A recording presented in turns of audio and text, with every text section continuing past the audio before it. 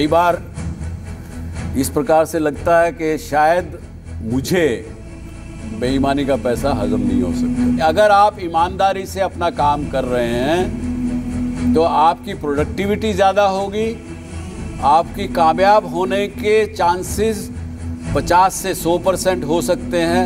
मैंने अपने बॉस के खिलाफ आवाज़ उठाई थी उनके इलीगल एक्टिविटीज़ के, और मुझे जॉब से निकाल दी गई। लेकिन मैं कहूँगा कि गलत चीज़ को बर्दाश्त करना भी बेईमानी है।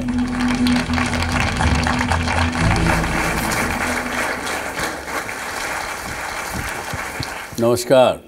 आज इस अवध की धरती पर अपने आप को आप लोगों के बीच में पाकर आई एम सो हैप्पी। पिछले ही दिनों जब आपके यहाँ से कुछ स्टूडेंट्स और आपके नोएडा यूनिट के कुछ लोग मेरे शो पे आए नोएडा में, उनसे मैंने वादा किया था कि जल्दी लखनऊ आऊँगा, और वो संयोग इतनी जल्दी बैठेगा मुझे नहीं पता था। लेकिन आप लोगों के बीच में आकर मैं बहुत खुश हूँ। किसी विषय पर आज हम जो बात करने वाले हैं वो विषय है कि क्या एंटरप्रेन्योर बनने के लिए, क्या कामयाब होने के लिए ऑनेस्टी ज़रूरी है, ईमानदारी ज़रूरी है, या थोड़ा बहुत कहीं ना कहीं डंडी मार भी लिया जाए तो कोई बुराई नहीं। तो उस विषय पर बात करें उससे पहले यदि आपके मन में कोई ऐसे प्रश्न, कोई बात ऐसी उठ रही हो जो आप शो शुरू होने से पहले कहना चाहते हैं, तो I will be very happy to interact with you. आपकी कोई बातें हो तो उसका जवाब भी देना भी चाहूँगा। कुछ हो तो बताइए। मैंने आपके कई शोज़ देखे हैं sir, and you are my idol. मैं अपने बिजनेस वर्ल्ड में आपको मैं अपना आइडल मानता हूँ। जब आपने जी चैनल शुरू किया, आपके एक शो में मैंने देखा कि आपने बताया कि जो शो की टीआरपी थी वो काफ़ी कम हो गई थी एक टाइम पे, तो आपने कैसे ओवरकम किया? क्या आपको नहीं लगता ऑनेस्टी इसका एक रीज़न है जो आपने ओवरकम किया इससे? बैठिए, मैं जवाब देता हूँ आपको। देखिए, टीआरपी कम होना, ज़्यादा होना, ये जिस प्रकार से ज़िंदगी में उतार चढ़ाव आते हैं उसी तरह बिजनेस में भी उतार चढ़ाव आते हैं। कोई भी चीज़ परमानेंट लाइफ में नहीं है। तो बिजनेस में ये मान लीजिए मीडिया का काम है तो उसमें टीआरपी ऊपर नीचे होती है, लेकिन आप कॉन्स्टेंटली लगे रहें। और मेरा ऐसा मानना है कि आदमी की हार तभी होती है जब आप हार मान लें। कहें तो मैं वहीं नीचे आके आपसे इंटरेक्ट करता हूँ। मेरे ख्याल बहुत ऊंची स्टेज थी। हाँ, आपको क्या लगता है कि सच्चाई कामयाबी के लिए ज़्यादा ज़रूरी है, एकदम ज़रूरी है, या थोड़ी ज़रूरी है? कुछ कंडीशंस ऐसी होती हैं जहां अगर हम ऑनेस्ट हैं तो चीज़ें और ज़्यादा कॉम्प्लिकेटेड हो जाती हैं, और ज़्यादा ख़राब हो जाती है। ठीक है, और कोई? सर, मुझे ये पूछना था, have you ever experience loss from doing what is right, और आपने ओवरकम कैसे किया उससे? मुसीबतें जब आती हैं ज़िंदगी में, मेरा जो अनुभव है वो ये है कि वो ईमानदारी से ज़्यादा जल्दी ठीक की जा सकती हैं बजाय इसके कुछ मैनिपुलेशन करने के। Sir, my question is, we are talking about here honesty. Sir, in my point of view, I'm in the side of strength. Honesty is a strength in my point of view, because it's influence transparency in yourself. Sir, in one of your show, I heard आपने share किया था अपना experience कि आपके business में एक बार ये हुआ था कि आपका जो सर प्रोडक्ट था, जो भी कमोडिटी थी, वो एक पार्टी जो है कॉम्पिटिटर को भी नहीं सेल होने देती थी, जिसकी वजह से कॉम्पिटिटर्स की कहीं वो आगे ना बढ़ जाए, और वो प्रोडक्ट्स अपने पास ऐसा डंप कर रहे थे वो। तो sir, honesty, if you are honest in yourself, तो आप खुद के इन्वायरमेंट में को ऑनेस्ट कर सकते हो आप। But how can you change the overall system if you are honest? System is not honest, sir. There is a lots of unethical means in the systems. So how can you change the systems, by putting the ethical means through, this honesty, through the tools of honesty, we can say? बड़ा अच्छा सवाल है. I must congratulate you. आज ही सुबह मेरे पास एक हमारे industry के जर्नलिस्ट आए मैं नाम तो नहीं लूँगा, लेकिन एक स्टेट के मुख्यमंत्री के बहुत नज़दीक हैं वो। तो मुझे कहने लगे कि साहब मैंने अपने मुख्यमंत्री फलां को एक सलाह दी थी, लेकिन उन्होंने सलाह नहीं मानी, इसलिए वो हार गए, इलेक्शन हार गए। मैं क्या सलाह थी आपकी? कहा जी सलाह मैंने ये दी थी, देखो भैया किसी ईमानदार आदमी को रोंग साइड में रब मत कर देना। आपको बेईमान लोग मिलते हैं, भ्रष्ट लोग मिलते हैं, आप उनको कुछ भी करो, उठा के अंदर भी कर दो, जेल में भी डाल दो, कुछ भी कर दो आप, लेकिन कोई सच्चा आदमी अगर मिले उसके साथ पंगा मत लेना। तो आपने जो कहा सच्चाई के पर रहने के कुछ नुकसान हैं, लेकिन आज का युग का समाज में कोई भी व्यक्ति हो, देश में कोई भी व्यक्ति हो, अगर आप अपनी ईमानदारी पर हैं तो आपसे लोग डरेंगे, आपको परेशान नहीं करेंगे। ईमानदारी या ऑनेस्टी वो भी बहुत प्रकार की है। आप केवल पैसे के लेन देन में ईमानदार हैं, वो एक बड़ी नॉर्मल सी बात है, सबको समझ आती है।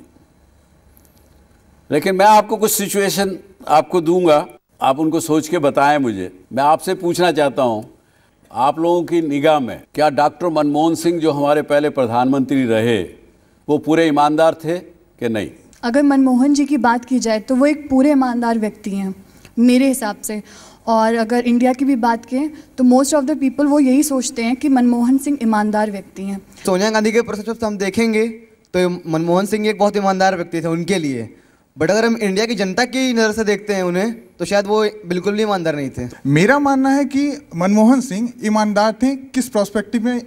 अगर पैसे की बात की जाए, उन्होंने कोई ये नहीं कह सकते कि उन्होंने कुछ करप्शन किया, बट मोरली मैं नहीं कह सकता कि वो करप्ट नहीं थे या मोरली, क्योंकि मैं अगर हूँ, मैं एक सपोज मैं कोई भी बंदा हूँ, अगर मैं पैसे तो नहीं ले रहा हूँ लेकिन मैं देख रहा हूँ मेरे आसपास लोग गलत काम कर रहे हैं और मैं उस पर आवाज़ नहीं उठा रहा हूँ, तो कहीं ना कहीं मोरली ये गलत है। जैसे करप्शन, अभी किसी भाई साहब ने शो शुरू होने के पहले कहा था कि करप्शन क्या होता है। दिक्कत क्या है हमारे समाज और हमारे देश में सर, हम करप्शन को सिर्फ एक लिमिटेड पैसे से जोड़ देते हैं। पैसा कभी भी तो करप्शन का एक बिल्कुल बिल्कुल बिल्कुल आपने बड़ी अच्छी बात की। यही मैं आपसे आज इस शो में कहना चाहता हूं, ये आम परसेप्शन है, रियलिटी चाहे कुछ भी हो। और देखिए ये बात मानिए आप, आज के युग में नहीं, किसी युग से ले लीजिए, जो जनरल परसेप्शन होता है उसी पे ही दुनिया चलती है। सीता जी, जब राम और सीता ये सब वनवास से वापस आ गए और फिर सीता को बाहर जाना पड़ा क्योंकि परसेप्शन जनता का ऐसे था कि वो गलत थी, तो राम को उसको त्यागना पड़ा, उनको वापस भेजना पड़ा आश्रम में, अपने से अलग करना पड़ा। अंडरवर्ल्ड के लोग हैं वो, एक अच्छा भला अगर इंसान अगर ठीक स्थिति से रहता है, कई बार कहता है कि भाई पुलिस के पास गए, अपनी शिकायतें दर्ज की कोई भी कारण से, लेकिन पुलिस ने ध्यान नहीं दिया। लेकिन एक गुंडे को अपने मोहल्ले के आसपास के कहीं से पकड़ता है, उसको कहता भाई मेरा ये तकलीफ़ है, मेरा घर किसी ने दबा लिया, तो वो कुछ पैसे लेके उसका काम ज़रूर कर देता है, उसका घर खाली करा देता है, उसकी जो लेजिटिमेट बात है उसको ठीक करवा देता है। अब उसको क्या कहेंगे आप, बेईमान या गुंडा या ईमानदार, या क्या कहेंगे उसको? उसने अपना पूरा काम किया तो इसका मतलब ये निकला कि वो जो था वो अपने तरफ से ईमानदार था, क्योंकि उसे जिस काम के लिए पैसा दिया गया उसने पूरी ईमानदारी से अपना काम किया। चलिए दूसरा कोई व्यू बताइए। पहले जो भी वो आदमी था एक्चुअली वो गया, हमारे जो भी इंडियन कॉन्स्टिट्यूशन बनाया गया, लॉ बनाया गया उसके पास, और वो बहुत एक्सपेक्टेशंस के साथ गया, बट उन्होंने कोई वहाँ से हेल्प नहीं पाई। तो फाइनली मैं एक्चुअली कहना चाहता हूँ कि इंसान मजबूर होता है किसी न किसी परिस्थितियों में, वो कहीं ना कहीं से अपना काम करवाना चाहता ही है। तो उस स्थिति में वो गया, किसी खुलीगन्स के पास गया है, तो किसी के पीपल के पास गया, वो डायरेक्टली या इनडायरेक्टली उसका काम कराता है कहीं ना कहीं से। तो हमारे अनुसार बहुत ईमानदार व्यक्ति हुआ, जो कि एक ऑल्सो सोसाइटी के लिए एक अच्छा सोशल वर्क कर रहा है। तो आई थिंक वो बेसिकली ईमानदार व्यक्ति हुआ। सर पुलिस ने अपना काम ईमानदारी से नहीं किया, इसीलिए उस गुंडे को अपना काम ईमानदारी से करने का मौका मिले। अगर हमें ईमानदारी इंश्योर करनी है तो पूरी ईमानदारी चले, इस चीज़ को इंश्योर करना बहुत ही ज़रूरी है। जी जी, बड़ी अच्छी बात। एक और स्थिति देखिए, एक बिजनेसमैन किसी भी प्रकार से सरकारी कॉन्ट्रैक्ट लेता है, चाहे कंस्ट्रक्शन का हो, कोई और कॉन्ट्रैक्ट हो, और वो अपना मैनिपुलेट करता है, कुछ भी करता है, उसमें 100%, 200%, 2000% तक प्रॉफिट करता है। क्या उसको आप ईमानदार कहेंगे या उसको बेईमान कहेंगे? सर, मैं ये कहना चाहूँगी कि एक बिजनेसमैन अपना काम श्रद्धापूर्वक कर रहा है, वो अपने लिए ईमानदार है, क्योंकि उसके लिए उसका पहला मोटिव सिर्फ और सिर्फ अपने इंस्टीट्यूशन या अपने ऑर्गेनाइजेशन के लिए प्रॉफिट अर्न करना है। तो मैं तो यही समझती हूँ कि वो तो अपने आप उसको समझेंगे कि उसने अपना प्रॉफिट अर्न करने के लिए किया, तो इसलिए वो ईमानदार है। जी बिल्कुल। चाहे उसने वो उस काम के लिए कुछ मैनिपुलेशन करना पड़ा तो भी उसका धर्म है। बिल्कुल ठीक है सर, फिर से मैं वही बात करूंगा कि फिर ईमानदारी की बात आ गई। हाँ, वो अपने ऑर्गेनाइजेशन के प्रति ईमानदार हो सकता है, लेकिन फिर हमको समझना पड़ेगा मेरा आपके प्रति ईमानदारी हो सकता है, लेकिन इनके प्रति कुछ और नजरिया हो सकता है। अगर सोसाइटी, समाज की, देश की बात करें, उसके प्रति वो ईमानदार नहीं है। चलिए, बड़ा अच्छा जवाब दिया आपने। Thank you sir. हमारे दर्शक जो अपने घरों में बैठ के देख रहे हैं आज का कार्यक्रम, उनसे मैं ज़रूर बताना चाहूँगा कि आज मैं आपसे लखनऊ के इंडियन इंस्टीट्यूट ऑफ मैनेजमेंट से बात कर रहा हूँ। और जैसा कि आप देख सकते हैं कि यहाँ के जो स्टूडेंट्स हैं और यूथ जो यहाँ इकट्ठे हुए हैं, वो बिल्कुल लाइव वायर हैं। आपने उनके प्रश्न करने से पूछा, उनकी अकल से, उनकी अच्छे जवाब से समझा कि आज की ये डिबेट बड़ी अच्छी रहेगी और शायद आपको भी सबको घर में पसंद आ रही होगी, ऐसी मेरी इच्छा और कामना है। तो सौरभ ने जैसे कहा कि ईमानदारी एक बड़ा रिलेटिव, सब्जेक्टिव एक जवाब है। किसी व्यक्ति ने कहा कि उस बिजनेसमैन ने अपने लिए काम किया, उसका धर्म था अपना काम करना, अपना प्रॉफिट अर्जित करना। आपने कहा कि नहीं, अगर उन्होंने नाजायज़ प्रॉफिट कमाया है तो कहीं ना कहीं गलत पब्लिक के साथ किया है। इस प्रकार के बहुत से प्रश्न उठते हैं। और पिछले दिनों कोल स्कैंडल हुआ इस देश में। अब उसको निर्णय करने में सुप्रीम कोर्ट के मेरे ख्याल से कम 150 हेयरिंग हुई होंगी। कितने वकीलों को उसमें जुड़ना पड़ा, कितने लोगों को उसमें लगना पड़ा, पूरे मीडिया को उसने झकझोर के रख दिया, पब्लिक को झकझोर के रखा। लेकिन आखिर में सुप्रीम कोर्ट ने निर्णय किया कि ये सब इल्लीगल था। अब अगर इतना इल्लीगल को सुप्रीम कोर्ट ने तय किया उसको, तो उसमें जो लोग इन्वॉल्व हैं, चाहे वो पार्टी जिसको लीज दी गई कोल ब्लॉक की या जिसने कोल ब्लॉक की लीज दी, जो स्टेट गवर्नमेंट हैं जिन्होंने रिकमेंड किया, उसके बाद किसी और ने अगर पावर की वजह से कोल ब्लॉक दिया गया है तो पावर परचेज एग्रीमेंट किया गया, तो सभी ने, जितने लोग इन्वॉल्व थे, सब ने कहा कि मैं तो इसमें ईमानदार हूं साहब, मैंने कुछ नहीं किया, मैंने तो अप्लाई किया कोल ब्लॉक के लिए, स्टेट गवर्नमेंट ने रेकमेंड किया, सेंट्रल गवर्नमेंट ने अलॉट किया, मैंने कहां से चोरी की। उसी का कारण रहा कि सुप्रीम कोर्ट ने इस केस में किसी को गिल्टी ठहराते हुए ये नहीं कहा कि इसको सज़ा भी दीजिए। उन्होंने कह दिया कि कोल ब्लॉक सारे इलीगल हैं, लेकिन किसी को सज़ा नहीं दी। जैसे कि 2G टेलीकॉम के मामले में कुछ लोगों को सीधा उठा के अंदर कर दिया, अरेस्ट किया, इस केस में नहीं किया गया। अब आप बताइए कि वो सारा जो एलोकेशन था और जितने लोग इन्वॉल्व थे, आप क्या कहेंगे कि सभी बेईमान थे या सभी ईमानदार थे? प्रश्न बड़ा मुश्किल है। सर, ईमानदारी सिर्फ ये नहीं है कि आप कोई बुरा काम कर नहीं रहे हो, अगर आप बुरा काम होते हुए देख भी रहे हो और नहीं, तो इसी प्रश्न का जवाब दीजिए ना कि आपको इस सारे कोल गेट के प्रकरण में आपको क्या लगता है कि ईमानदार थे लोग कि बेईमान थे कि क्या था? सर, मॉरली अगर देखा जाए तो सारे के सारे लोग बेईमान ही रहे होंगे। अच्छा, चलिए। सर, मैं ये कहना चाहती हूँ कि उसमें कुछ डिसऑनेस्ट थे, कुछ साइलेंट ऑब्जर्वर थे। वो सिर्फ देख रहे थे कि गलत हो रहा है पर कुछ बोल नहीं रहे थे। तो वो भी इस डिसऑनेस्टी, जो साइलेंट ऑब्जर्वर थे उनको आप क्या कहेंगे, डिसऑनेस्ट के honest? Partial dishonest. Partial dishonest तो कुछ नहीं होता है ये तो चलिए, बड़ी अच्छी बात। अच्छा चलिए आगे चलते हैं।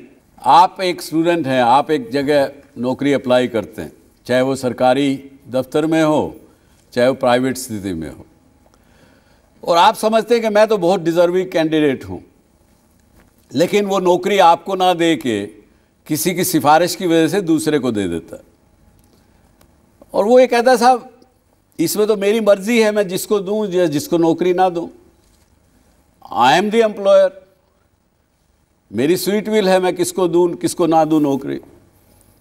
आप उसको क्या कहेंगे, वो ईमानदार है कि बेईमान है? अच्छा, ये क्योंकि आपके ऊपर लागू होता है इसलिए आपने सबने कह दिया ये बेईमान है। अभी तक हम जितनी बात कर रहे हैं ऑनेस्टी के बारे में, हमने ये बात की है कि it depends a lot on what people perceive. I can be honest to one person and dishonest to another. I disagree with that to huge extent. I think honesty is not just subjective and relative, it's absolute also. तो how we would define honesty is how we achieve our end. The means are as important as the end is. तो अगर इस manager ने based on performance ratings and everything उसने उन सब के basis पे किसी और को प्रमोट किया है, then he is honest. But if he is just doing that out of his subjective liking for another person which is against the norm of the company, that is what defines his dishonesty. Very good. आपके जो question आपने पूछा है उसके regarding मैं बताना चाहूँगा कि मेरा मानना ये है कि वो इंसान बिल्कुल ही डिसऑनेस्ट था जिसने रिक्रूटमेंट प्रोसेस में किसी के सिफारिश पे किसी को रखा है। अगर उसको सिफारिश पे ही रखना था तो उसको कॉमन एप्लीकेशन सबसे नहीं इनवाइट करनी चाहिए थी। Very good. Otherwise it is a share wastage of time for all. तो आपका ये कहना रहा कि जो प्रोसेस अडॉप्ट किया गया वो गलत था, वो ईमानदार नहीं था। बिल्कुल। सो देखिए, इस प्रकार से आपको क्या ईमानदारी है, क्या ऑनेस्टी है, क्या बेईमानी है, उसको इसी प्रकार से आपको टुकड़े कर करके पहचानना होगा। ये एक मेरा आज आप सबको कहने का मकसद था और ये इतने प्रश्न पूछने का मकसद था। ना कि मुझे डॉक्टर मनमोहन सिंह को कटघरे में खड़े करने की आवश्यकता थी, ना किसी कोल ब्लॉक वालों को खड़े करने की आवश्यकता थी, लेकिन क्योंकि उदाहरण से आप समझ सकते हैं बातें और उनसे आपको समझ में आता है कि क्या कुछ चीज़ें होती हैं जो एक सिस्टम के अंदर पूरा सिस्टम ही लगा होता है उस गलत काम को करने में। कुछ एक प्रोसेस गलत होते हैं, कुछ इंडिविजुअल बेईमानी होती है, कुछ फाइनेंशियल इरेगुलरिटी होती है, कुछ हमारी जो इच्छाएं हैं, डिज़ायर हैं, उसको पूरी करने की वजह से हम गलत काम कर देते हैं। लेकिन आज के युग में आप इतना अपने माँ बाप का पूरा पैसा खर्च कर रहे हैं, यहाँ कहीं कहीं से आके पढ़ रहे होंगे इस इंस्टीट्यूट में। मेरे जो व्यूअर भी घर बैठे हुए देख रहे हैं, वो भी यूथ भी और जो लोग बिज़नेस में भी लगे हैं, उनको भी बड़ी स्थितियाँ सामना करना पड़ती हैं कि कई बार एक छोटा जो बिजनेसमैन होता है उसको कई बार वो इनकम टैक्स का या कोई और सरकारी दफ्तर वाला आदमी कहता, भैया तुम्हें जो बेईमानी करनी है, तुमको टैक्स रिटर्न गलत भरनी तो भरो, कोई बात नहीं, मुझे तो पैसा चाहिए। तुम अगर ईमानदारी से टैक्स रिटर्न भर रहे हो तो उसका ये मतलब थोड़ा है कि मैं अपनी फ़ीस नहीं लूँगा तुमसे, तुम्हारी असेसमेंट पूरी करनी है तो मुझे तो पैसा चाहिए। आप वो बोलता है साहब मैंने तो ईमानदारी से रिटर्न भरी। अरे भाई भरी होगी तुमने, मुझसे मेरा क्या लेना देना। तो ये भी कुछ चीज़ें हैं जो आज के दिन स्थिति प्रिवेलिंग है। हर एक व्यक्ति येन तेन प्रकारेण वेल्थ क्रिएट करना चाहता है, वेल्थ हासिल करना चाहता है। अब उसके रिपरकशन देश पर, समाज पर, हमारे पर कुछ भी हों तो उसकी हम परवाह नहीं करते। लेकिन क्या ये स्थिति ठीक है एक अच्छा एंटरप्रेन्योर बनने के लिए, या आपको एक अच्छी सर्विस लेने के लिए, या आप किसी प्रोफेशन में हैं आप अपनी ऑर्गेनाइजेशन में हैं, किसी लार्ज ऑर्गेनाइजेशन में काम कर रहे हैं, सरकारी संस्था में काम कर रहे हैं, आप वहाँ अगर ईमानदार रहते हैं तो क्या वो आपके लिए अच्छा है? क्या मैं ईमानदार रह के भी मैनेजमेंट डिग्री पूरी करने के बाद, अपनी पढ़ाई पूरी करने के बाद अच्छे रूप से अपना जीवन यापन कर सकता हूँ कि नहीं, कर सकती हूँ कि नहीं? क्या अच्छा अपने परिवार को, अपने माता पिता को, उन्होंने जो मेरे पर तकलीफ़ पा के भी, कर्ज़ा लेके भी मुझे पढ़ाया लिखाया, उनको खुश रख सकता हूँ कि नहीं बाकी उनके समय में? ये सब प्रश्न आपके मन में एज ए स्टूडेंट ही नहीं, लेकिन जो लोग अपनी ज़िंदगी के सफ़र में आगे भी बढ़ चुके हैं, उनको जब तकलीफ़ें आती हैं, मुसीबतें आती हैं, तब भी उनके सामने ये प्रश्न फिर एक सच्चाई के रूप में सामने आके खड़ा हो जाता है कि भी क्या मैं जो ईमानदारी के रास्ते पे चला वो ठीक था? शायद मैं ये नहीं करता, अगर बेईमानी का रास्ता अपना लेता तो शायद ज़्यादा खुश होता। आप ही के इस इंस्टीट्यूट के एक मंजूनाथ नाम के स्टूडेंट ने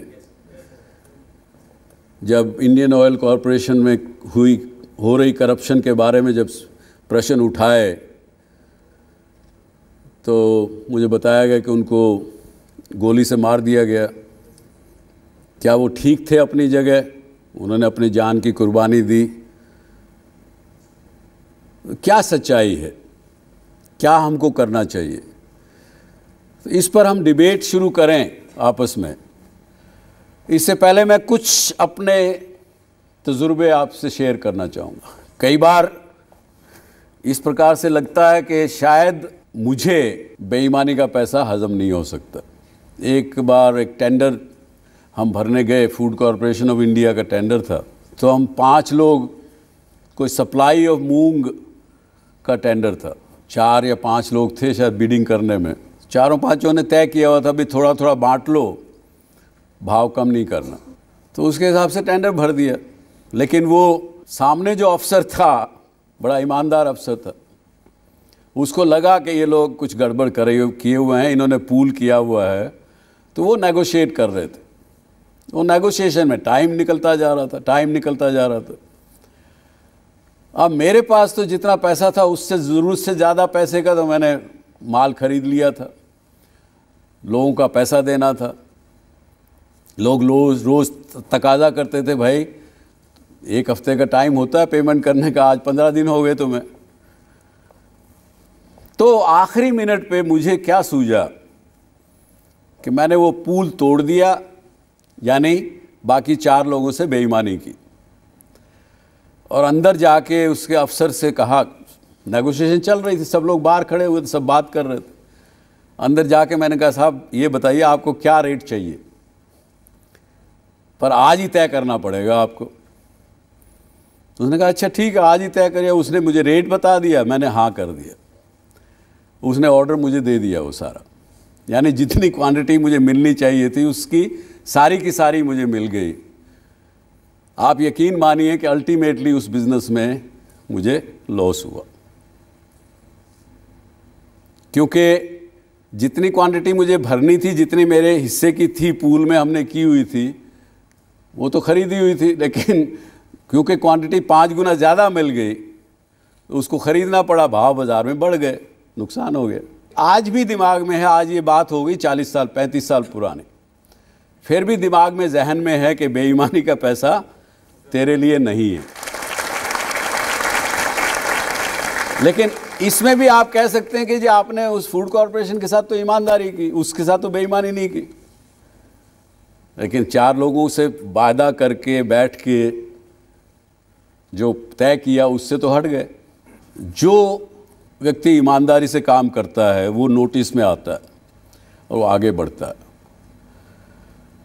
कुछ समय के लिए तकलीफ हो सकती है, ईमानदारी की वजह से कुछ समय तकलीफ आ सकती है आपको, लेकिन लॉन्ग रन में ईमानदारी पे करती है, ऐसा मेरा मानना है। अगर यही बात मैं कुछ काम करने वाले लोगों से जो लाइफ में आगे बढ़ चुके हैं उनसे पूछूंगा तो वो शायद ना माने इस बात को,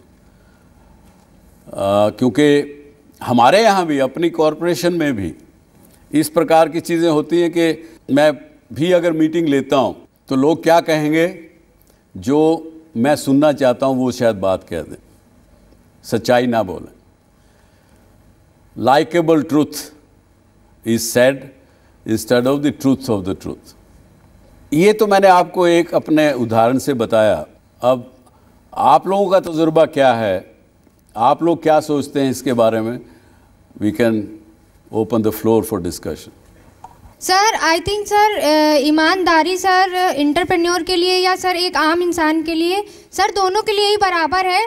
सर इंसान बेईमानी से पैसा जरूर कमा सकता है सर, लेकिन इज्जत नहीं कमा सकता। और एक ईमानदार इंसान इज्जत कमाता है और सर इज्जत कमा कर ही वो आगे लॉन्ग रन में चल सकता है।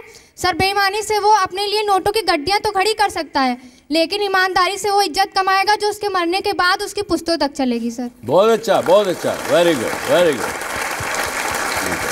इसी प्रकार से और क्या क्या बेनिफिट है ईमानदारी के? You will put 100% effort. You will put 100% attitude in your work. जी, बहुत अच्छी बात आपने कही, लेकिन ठीक से समझा नहीं पाए। ये कहना चाहते हैं कि अगर आप ईमानदारी से अपना काम कर रहे हैं तो आपकी प्रोडक्टिविटी ज़्यादा होगी, आपकी कामयाब होने के चांसेस 50 से 100% हो सकते हैं। ईमानदार होने का ये फ़ायदा है। सर गुडविल क्रिएट होती है और customer loyalty for a businessman, उसके कस्टमर्स उसके लिए भगवान बोला जाता है होते हैं। Very good. And sir customer loyalty create होती है और कस्टमर लॉयल्टी मिलती है। हाँ। सर यहाँ सभी लोग कह रहे हैं कि बेईमान आदमी मतलब जल्दी हार जाता है, ईमानदार आदमी नहीं हारता है। हम यहाँ सभी लोग से ये कहना चाहते हैं कि सभी लोग मैनेजमेंट एजुकेशन करते समय स्कॉलरशिप का फॉर्म अप्लाई करते हैं। Majorities of the peoples are modify करके अपनी फादर की इनकम शो करते हैं। क्या वो गलत तरीका नहीं है सर? और हम लोग उसके लिए कहते हैं, बात करते हैं। अब हम आपसे बात एक दूसरी पूछते हैं कि आप में से बहुत लोग होंगे और मैं भी उसमें शामिल हूँ, हम ये भी सोचते हैं कि ईमानदार रहने के बड़े नुकसान भी हैं। जैसे कई बार मेरे पास हमारे एम्प्लॉई आते हैं, बहुत चिट्ठियाँ आती हैं, तो वो कहते साहब इस बार जो इंक्रीमेंट मिला मुझे मेरी परफॉर्मेंस से कम मिला, इसलिए क्योंकि मैंने ईमानदारी से काम किया और मैंने अपने मैनेजर को खुश नहीं रखा, तो ये नुकसान हो गया उनको। एक छोटे इस विषय से लेकर के और बहुत से नुकसान लोग अपने आप में कहते हैं कि ईमानदार रहने के इस युग में नुकसान ही नुकसान है। तो आपको कैसा लगता है, क्या क्या नुकसान हो सकते हैं ईमानदार रहने के? ईमानदार होने के एक और नुकसान जो मैंने अपने पर्सनल लाइफ में झेला, मैंने अपने बॉस के खिलाफ आवाज़ उठाई थी उनके इलीगल एक्टिविटीज़ के और मुझे जॉब से निकाल दी गई। तो इसकी ईमानदारी की अगर ये मुझे सज़ा मिली, ज़्यादा ईमानदारी दिखाने की, मुझे मैं कहूँगा कि गलत चीज़ को बर्दाश्त करना भी बेईमानी है। बोलिए बोलिए sir. Social alienation and family pressures. मेरा आपसे एक प्रश्न है, इस स्थिति को हम इस देश में कब तक बर्दाश्त करेंगे? आज की आप युवा पीढ़ी आप बैठे हैं, मैं I am now 63 years old, मुझे नहीं पता कितने दिन रहेंगे, कितने दिन नहीं रहेंगे, कितने साल रहेंगे नहीं रहेंगे, शायद निकल जाएगी। कुछ अपना सच्चाई का वो रखे हुए हैं, कुछ कामयाबी है, तो शायद मुझे ये चीज़ फेस नहीं करनी पड़ती जो आपको फेस करनी पड़ती है। समय हमारा निकल जाएगा। आप कैसे निकालेंगे? आपके सामने ज़िंदगी पूरी पड़ी है। आपको अपनी ज़िंदगी, आपके आगे आने वाले नस्लों की ज़िंदगी अगर बनानी है तो इस अन्याय को बर्दाश्त मत करिए, इसके सामने आवाज़ उठाइए। आप आवाज़ उठाएंगे तो सब ठीक होगा। जैसे कि आपने अभी कहा कि आप अन्याय के खिलाफ आवाज़ उठाइए। सर आपने ही बताया था कुछ देर पहले जो मंजूनाथ जी थे उन्होंने आवाज़ उठाई IOCL में करप्शन के खिलाफ और उन्हें अपनी ज़िंदगी से हाथ धोना पड़ा। तो हम ऐसी आवाज़ कैसे उठा सकते हैं कि हमें अपनी ज़िंदगी से हाथ धोना पड़े और हमारे पेरेंट्स, हमारी फैमिली हमारे बिना ही रह जाए? देखिए, जोश में होश नहीं खोना, ये हमारे बुज़ुर्गों ने बताया हमको। अब आई विश कि वो मंजूनाथ जी ने अकेले जाके दीवार से टक्कर मारने की बजाय 400 हाथ और साथ खड़े कर लिए होते। यहाँ IIM अहमदाबाद में आते, IIM लखनऊ में आते कि भाई मैं यहाँ का स्टूडेंट हूँ, यहाँ का एलुमनाई हूँ, ये हो रहा है, आप में से कौन लोग हैं मेरे साथ चलने के लिए तैयार? चलिए IOC के उस आदमी को जो बेईमानी कर रहा है उसके दफ्तर में धरना देंगे, उसके साथ बात करेंगे, 400 लोगों को इकट्ठा करेंगे, तो शायद उनके साथ ये नहीं होता। लेकिन कब लड़ना है, पहले उसके लिए सक्षमता तैयार करनी है, पहले सक्षम होना चाहिए, फिर लड़ूंगा ना। इसलिए मैं कहता हूं कि अपने अंदर की जो आग है उसको बुझने मत दीजिए, वेट करिए, तैयारी करिए। आज आप मैनेजमेंट में भी तो आपको सिखाया जाता है ना, स्वॉट एनालिसिस, ठीक है, स्वॉट एनालिसिस करके आप क्या करते हो, जो अपनी वीकनेसेस हैं उनको ठीक करते हो, स्ट्रेंथ्स को और बढ़ाते हो, फिर उस चीज़ को अटैक करते हो। यही चीज़ यहाँ है। सर, अगर कोई व्यक्ति ईमानदारी से काम कर रहा है और उसकी ईमानदारी की वजह से किसी दूसरे को नुकसान हो जाता है, लाइक हम लोग देखते हैं सड़कों पे VIP मूवमेंट होता है, 20 मिनट के लिए ट्रैफिक रोक दिया जाता है, उस टाइम एक एम्बुलेंस फंसी हुई है और एम्बुलेंस में मरीज जो है वो टाइम से हॉस्पिटल ना पहुंचने की वजह से उसकी डेथ हो जाती है। अब यहाँ पे जो ट्रैफिक इंस्पेक्टर है, जो भी ट्रैफिक का सिचुएशन एनालाइज कर रहा है, वो तो अपना काम ईमानदारी से कर रहा है कि उसने जैसा VIP मूवमेंट में होता है उसने ट्रैफिक रुकवा दिया 20 मिनट के लिए, लेकिन उसकी वजह से एक देखिए, इस बात का तो अभी हल हम करते हैं आपके जरिए, अपने व्यूअर्स के ज़रिए। मैं अपेक्षा करता हूं कि हो सकता है हमारे कुछ राजनीतिक नेतागण, बड़े मंत्रीगण और लोग, वो भी शायद इस शो को देख रहे हों। उनसे ज़रूर मैं प्रार्थना करूंगा कि ऐसी स्थिति में आप पहले से अपने कानून बनाइए, अपने सिस्टम बनाइए, जिससे अगर आप गुज़र रहे हों और आपकी वजह से ट्रैफिक रुकता है तो एक इंस्ट्रक्शन दीजिए लोगों को कि ऐसी स्थिति में यदि कोई एम्बुलेंस ऐसी कुछ चीज़ है तो उसको मत रोकें, उनको जाने दें, आगे करने दें। ये आपने जैसे आज आवाज़ उठाई इस शो के ज़रिए, हो सकता है कुछ लोग सुनेंगे इसको, हो सकता है इस बात का असर होगा, लेकिन अगर हम आवाज़ नहीं उठाएंगे, किसी को पता नहीं लगेगा तो कैसे होगा? तो हो सकता है आपकी आवाज़ शायद आज देश के प्रधानमंत्री को सुने या आपके यहाँ के मुख्यमंत्री को ज़रूर सुने, ताकि वो अपना ठीक कर सके। सर, जैसे हम ऑनेस्टी की आज सर हमारा टॉपिक है, तो सर लेकिन सर किसी भी बिजनेस में सर ऑनेस्टी तो जरूरी है, लेकिन सर बिजनेस में डिसऑनेस्टी भी होती है सर। किसी भी आप उसमें देख लीजिए सर, बिना डिसऑनेस्टी के चल ही नहीं सकता सर कोई बिजनेस। नहीं, ऐसा नहीं मैं मानता। डिसऑनेस्टी से काम करने में तकलीफ आ सकती है, आती है, लेकिन काम नहीं चल सके ऐसा नहीं है सर। लेकिन होता है सर बिजनेस में, सर होता है, लेकिन सर बिजनेस ये होता है, चलता है, ये सब जो एडजेक्चर हम लगाते हैं इस देश में, ये सब डिफीटिस्ट एटीट्यूड के जवाब हैं। ये होता है ऐसा, अरे चलता है ऐसा, क्या करें हम, क्या करेंगे? ऐसा मत करिए प्लीज़। अगर ये बात आपको विश्वास है कि होता है ऐसा, तो भी आज के इस शो के सुनने के बाद इस बात को निकालने की कोशिश करिए अपने दिमाग से, तो मुझे मेरा मेहनताना मिल जाएगा, ऐसा मैं समझता हूँ। आज हम ये कंक्लूड करते हैं कि ऑनेस्ट होने के भी फ़ायदे हैं और ऑनेस्ट होने के नुकसान भी हैं, लेकिन उसमें से अगर आप ऑनेस्टी का रास्ता चुनते हैं, वो एक कठिन रास्ता है। आपको कठिन रास्ते पे चलने में तकलीफ़ है, तो कितने दिन उस रास्ते पे चल पाएंगे, ये एक सोचिए। मेरा जो एक्सपीरियंस, मेरा तजुर्बा, जो ये शो मैं कर रहा हूँ, जगह जगह जाके भी कर रहूँगा, मुझे कोई इसमें से कोई बेनिफिट नहीं मिल रहा है, कोई मेरी TRP नहीं बढ़ रही है टेलीविज़न की, या मुझे उसमें कोई एडवर्टीज़मेंट रेवेन्यू मिलेगा, इसके लिए नहीं कर रहा हूँ। इसीलिए कर रहा हूँ कि जो एक्सपीरियंस मुझे मिला है, मुझे भगवान ने कामयाबी दी है, उसका फ़ायदा सब लोगों तक पहुँचे, तो मैं समझूंगा कि मैंने कुछ अच्छा काम किया। तो मैं इसको वाइंड अप करते हुए मैं एक मुहावरा आपके साथ गाना चाहूँगा, अगर ठीक लगे तो साथ दीजिए। जितने बाजू उतने सर, जितने बाजू उतने सर, सुन ले दुश्मन ध्यान से, सुन ले दुश्मन ध्यान से, हारेगा वो हर बाजी जो खेले हम जी जान से। जो आदमी बेईमानी करने वाला है वो दुश्मन आपका, उसके लिए कह रहे हैं हारेगा वो हर बाजी जो खेले हम जी जान से। नहीं पसंद आई गल तो नाल नहीं गा रहे तुसी। चलो wish you all the best, all the best.